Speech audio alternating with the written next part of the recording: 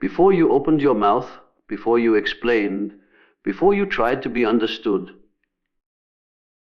this person had already placed you in a category, and nothing you say now is being heard the way you think it is.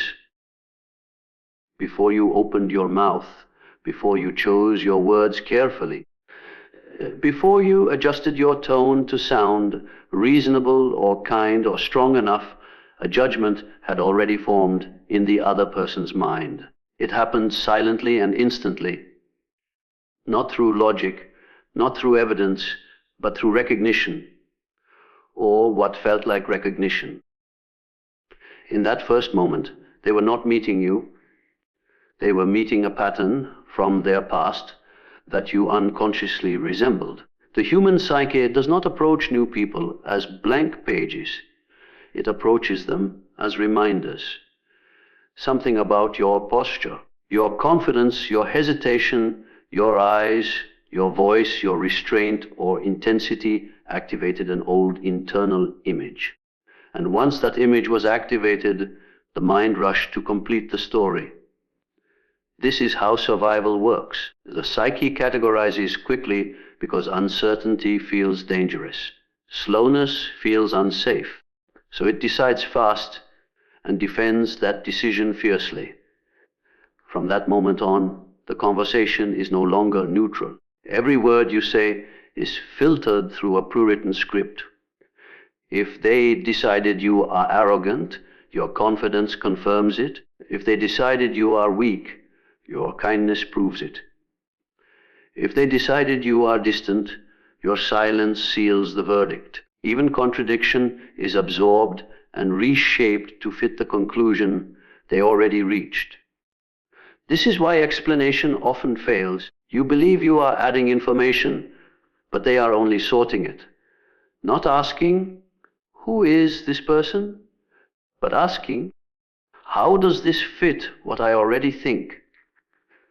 The mind does not easily abandon its first interpretation, because doing so would require something costly, admitting it was wrong. And for most people, being wrong feels like a threat to identity. So they listen selectively. They hear tone more than meaning. They notice what aligns and ignore what disrupts. Their attention bends toward confirmation, not understanding. And you feel it. You sense that something is off, that you are speaking but not being received, that you are present yet unseen. This discomfort is not imagined. It is the signal that the interaction is no longer reciprocal. At this point, many people make the same mistake. They try harder, they soften more, they explain deeper, they give context, background, justification. They attempt to manage the other person's perception, believing clarity will restore balance. But clarity cannot dissolve a projection. The projection exists to protect something internal, not to describe something external. The more you try to correct the image, the more energy you feed into it.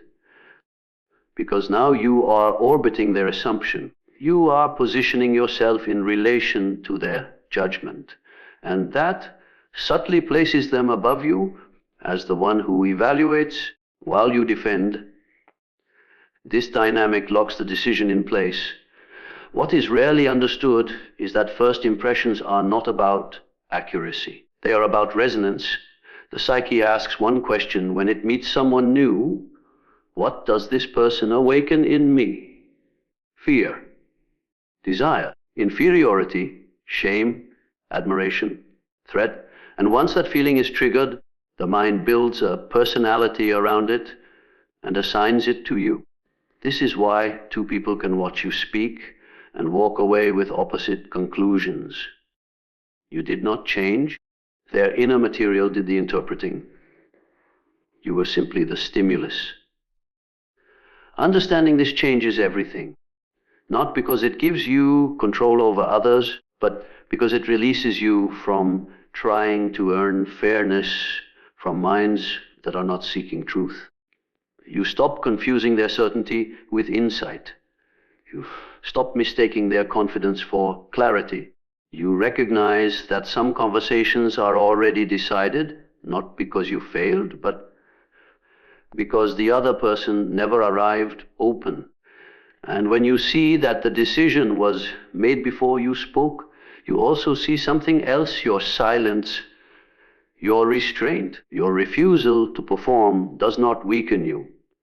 It protects you, because you no longer pour energy into a space that was closed long before you entered it. They are not reacting to you. They are reacting to an image inside themselves, and you just happen to trigger it. When someone reacts strongly to you without truly knowing you, it feels personal. It feels like judgment. But what is actually happening is more subtle and far more revealing.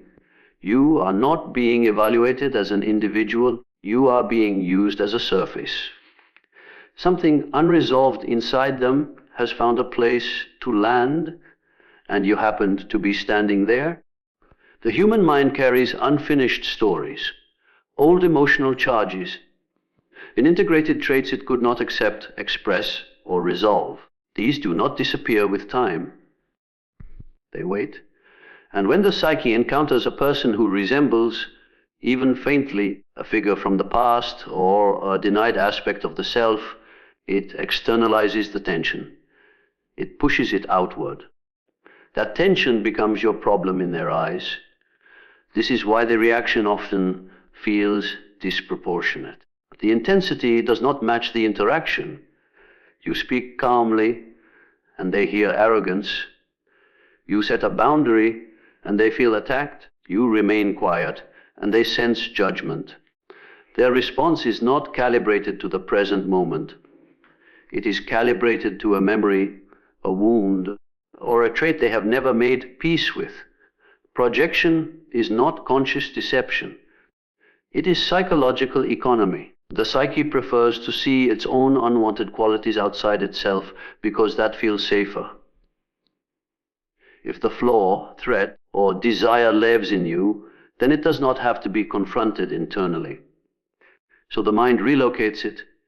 It assigns it a face, a voice, a role, and once assigned, it becomes difficult to retrieve. This is why people often accuse others of exactly what they struggle with most: control, selfishness, weakness, coldness, manipulation. The accusation carries emotional heat because it is charged with personal history. You are not being measured against reality. You are being measured against an inner conflict. When you don't accept the role, tension increases. If you remain calm while they expect defensiveness, they grow more irritated. If you don't collapse into guilt when they assign blame, they escalate. Not because you are doing something wrong, but because the projection has not found compliance. It needs confirmation to stabilize itself. Trying to defend yourself here is ineffective. Defense assumes there is a fair tribunal, but projection is not a trial, it is a displacement. Evidence is irrelevant. Logic slides off. What they need is emotional agreement, not truth. They need you to behave in a way that justifies what they already feel. This is why being projected onto feels exhausting. You are carrying something that was never yours. You feel confused, misunderstood, vaguely blamed, or idealized. And whether the projection is negative or positive, it is still a distortion. Being placed on a pedestal is as dehumanizing as being condemned. Both erase complexity, both prevent real contact. The danger is internalizing it. When this happens repeatedly, you may start scanning yourself for flaws that match their accusation. You begin adjusting your behavior to avoid triggering reactions you don't understand. Slowly, your self-perception becomes contaminated by someone else's unresolved psyche. Awareness interrupts this process. The moment you realize the emotional charge does not belong to you, you stop trying to neutralize it. You stop managing their feelings as if they were facts. You listen, but you do not absorb. You observe, but you do not personalize. This does not require confrontation. It requires clarity. You notice patterns. The same accusations repeated by different people with similar wounds. The same intensity arising in situations that do not warrant it. The same certainty without curiosity. These are markers. They tell you where the reaction is coming from. When you no longer accept the projection, something shifts.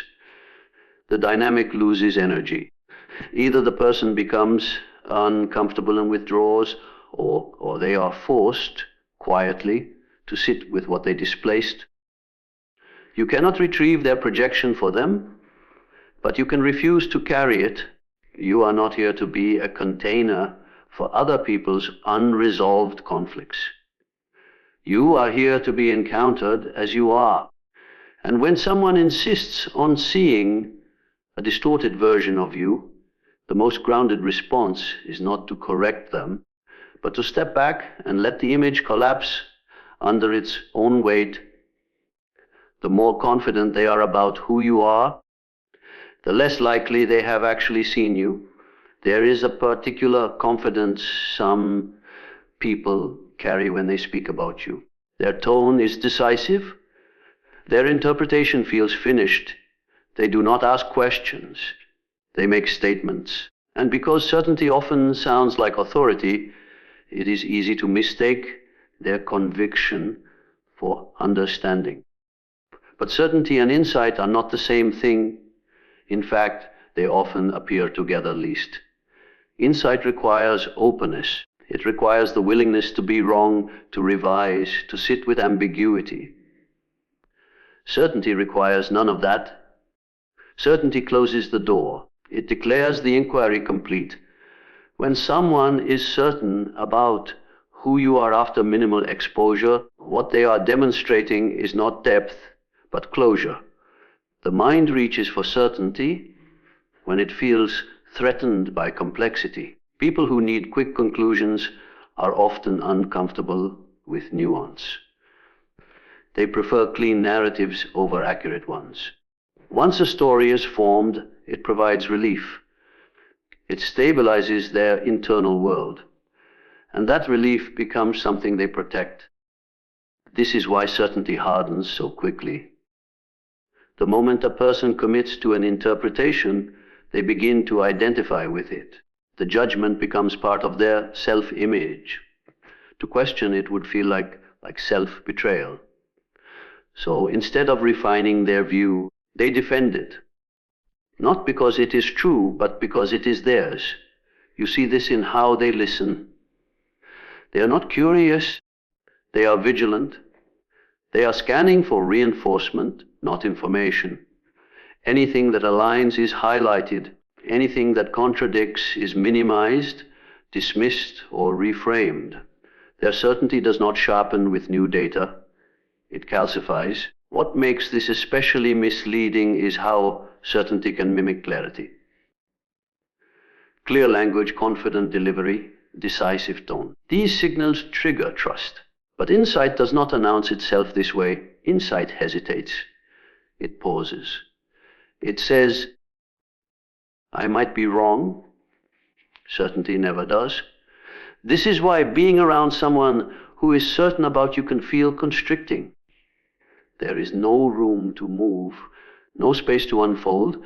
You feel reduced to a version of yourself that fits inside their conclusion. And if you try to express something that doesn't fit, it creates friction. Not because you are inconsistent, but because their framework cannot expand. Many people confuse certainty with intelligence. But intelligence explores, certainty settles. Intelligence tolerates complexity, certainty eliminates it. When someone is truly perceptive, their understanding of you evolves over time. It deepens. It becomes more layered, not more rigid. When certainty appears early and stays fixed, it usually signals something else at work. Often it is fear. Fear of being misled, fear of vulnerability, fear of losing control. Sometimes it is unexamined bias. Sometimes it is projection masquerading as perception. Whatever the source, the result is the same, a closed interpretive loop. The danger is not their certainty. The danger is your reaction to it. When someone speaks about you with authority, there is a subtle pressure to conform, to explain, or to prove them wrong. You feel compelled to respond as if their view carries weight. But responding within their frame only legitimizes it. You are not required to dismantle someone else's certainty. You are not responsible for reopening a mind that has chosen closure. Insight cannot be forced. It emerges only where there is curiosity and humility. Where those are absent, explanation becomes performance. The most grounded response is restraint, not withdrawal, but non-participation. You allow their certainty to exist without organizing yourself around it. You recognize it as information about their limits, not your identity.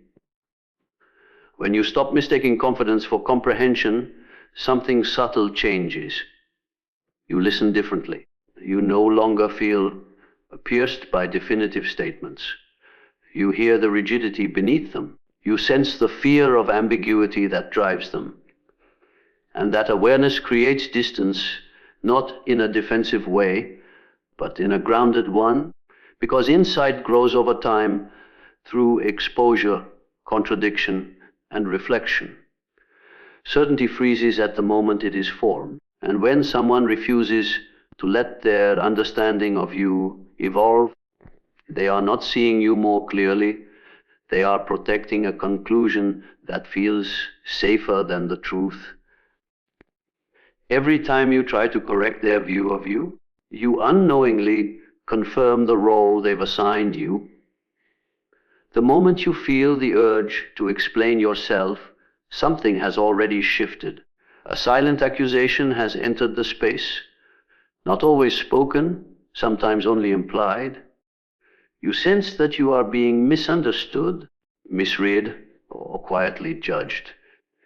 And instinctively, you reach for clarification, believing that more information will restore balance. But explanation in these moments does not correct the story. It feeds the wrong one. When someone has already formed a conclusion about you, their mind is no longer gathering data. It is defending a position. Your explanation arrives not as neutral input, but as material to be interpreted in service of that position. They are not asking, what is true?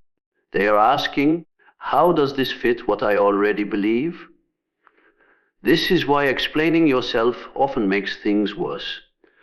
You offer nuance, and they hear evasion. You offer context, and they hear justification. You offer honesty, and they hear strategy. The meaning of your words is no longer determined by what you intend, but by what their internal narrative requires. Explanation also shifts the power dynamic. The moment you begin defending yourself, you implicitly accept that their interpretation deserves a response. You place yourself in the position of the accused and them in the position of the evaluator.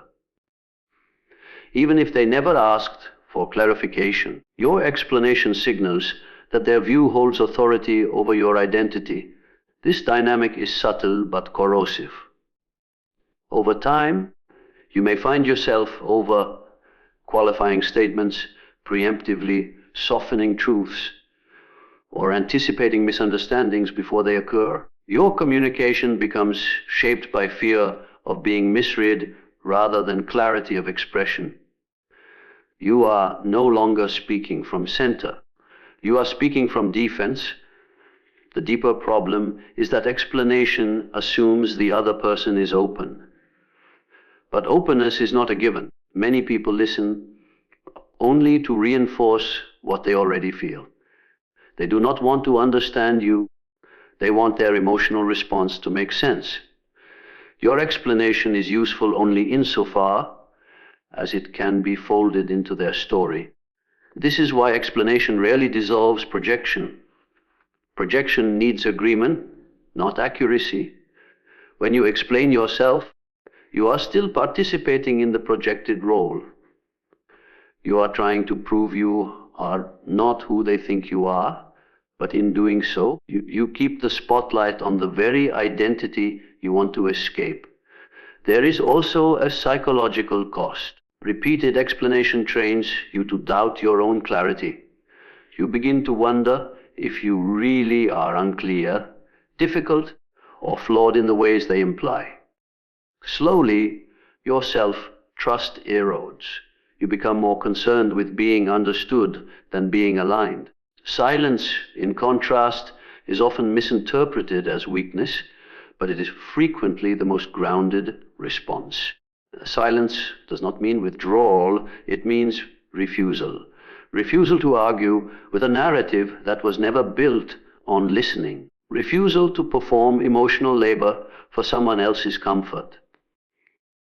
This does not mean you never clarify. It means you clarify only where curiosity exists, where questions are asked in good faith, where misunderstanding is accidental, not strategic. In those spaces, explanation builds connection. In closed spaces, it builds resentment.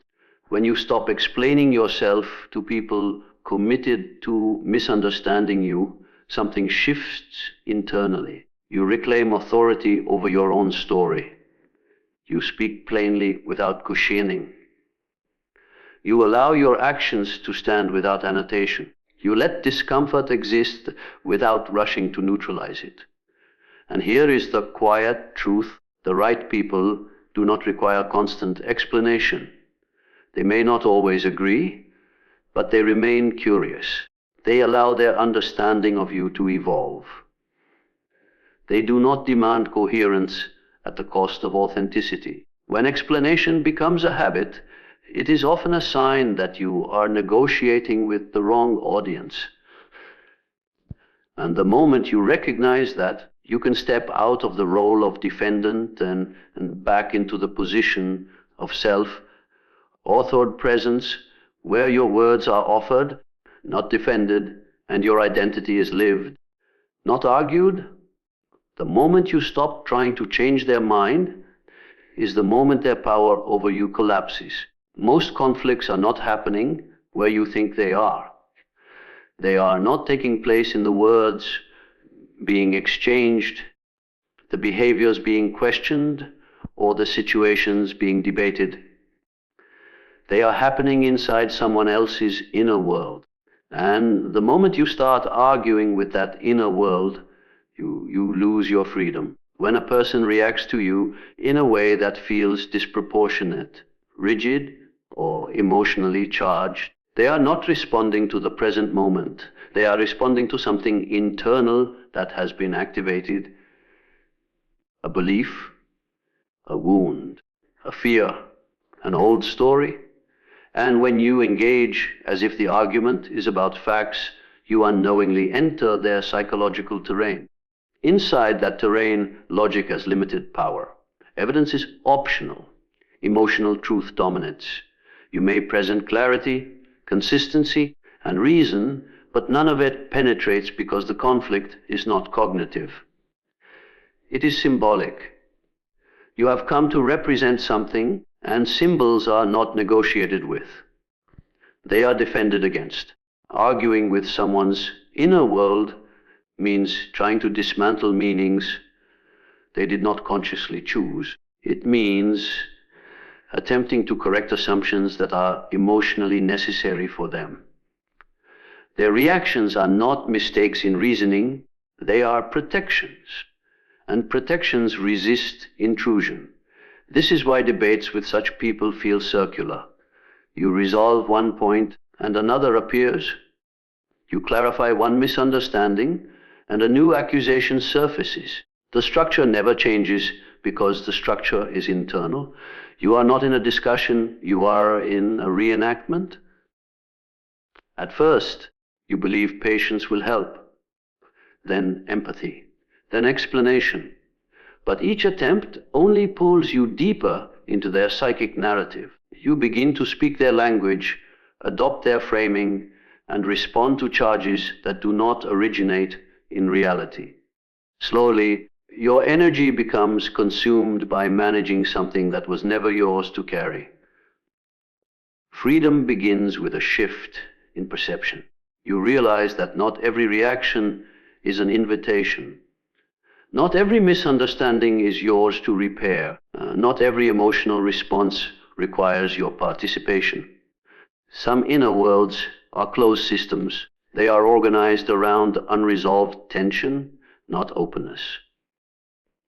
When you stop arguing with that inner world, something subtle but powerful happens. The emotional charge loses its anchor. The drama requires engagement to sustain itself. Without your participation, it has nothing to push against. What once felt urgent begins to feel distant. This is not withdrawal out of fear. It is withdrawal out of clarity. You are no longer trying to be understood by someone who is not listening. You are no longer trying to be fair to someone who is not being curious. You recognize the boundary between your responsibility and theirs. Stopping the argument does not mean silence in all cases. It means choosing where your voice matters. It means responding to reality, not to projection. It means addressing behavior without entangling yourself in interpretation. You speak to what is happening, not to what they imagine is happening. Many people mistake this for indifference. It is not. It is discernment. It is the understanding that your peace is not maintained by winning psychological battles, but by refusing to fight them in the first place. When you stop arguing with someone's inner world, you reclaim time, energy, and self-trust. You stop second-guessing your perceptions. You stop rehearsing conversations that will never land. You stop shaping your life around someone else's unresolved patterns. This shift often changes the relationship. Sometimes the other person escalates, sensing the loss of influence. Sometimes they withdraw, uncomfortable, without resistance. Occasionally, something deeper happens. They are forced to confront what they projected. But that outcome is not your task to manage. Your task is simpler and more demanding. To remain rooted in your own inner world, to speak from alignment rather than defense, to let misunderstanding exist without chasing resolution, to allow others to sit with their reactions without rescuing them from discomfort. Freedom does not come from being right. It comes from being unattached to the need to correct what was never about you. And when you stop arguing with their inner world, you step back into your own, where your attention, values, and sense of self are no longer fragmented by someone else's unfinished story